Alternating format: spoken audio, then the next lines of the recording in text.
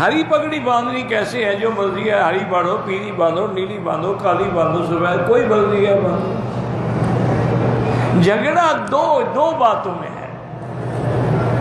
ایک تو یہ ہے کہ ہری پگڑی باندھنے کو سرکار دو عالم کی سنت نہ بناؤ۔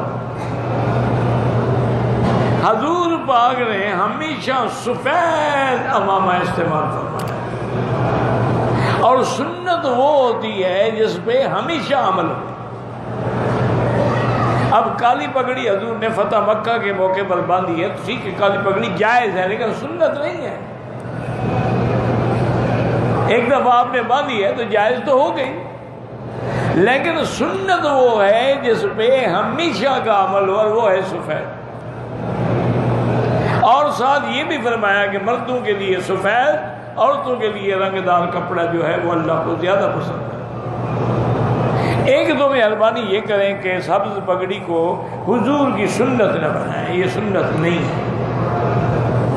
اور دوسری بات یہ ہے کہ ہر مسلمان اپنی اپنی پارٹی کو رنگ دینے کے لیے الگ رنگ کی پگڑیاں استعمال کرتا ہے، یہ بھی ناجائز ہے۔ مسلمانوں میں تفرقہ ڈال رہے ہو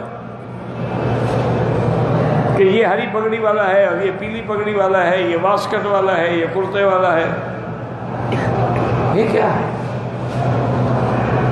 کوئی چیز تاکہ مسلمانوں میں ایک فرقہ نمایاں نظر آئے، یہ کرنا بھی شریعت میں ناجائز ہے۔ بالکل آج کل تو رواج بن گیا ہے نا جی کہ ہر علاقے کے پیر نے اپنے طریقے سے ٹوپیاں بنائی ہیں، اپنے طریقے سے کرتے بنائے ہیں، اپنے طریقے سے گلے میں ڈالنے کے لیے انہوں نے دوپٹے بنائے ہیں۔ یہ سب چیزیں شریعت اسلام کے خلاف۔ بالکل جو کپڑا ملے الحمدللہ، نہ ملے الحمدللہ، بس اللہ کی رضا پہ راضی رہیں۔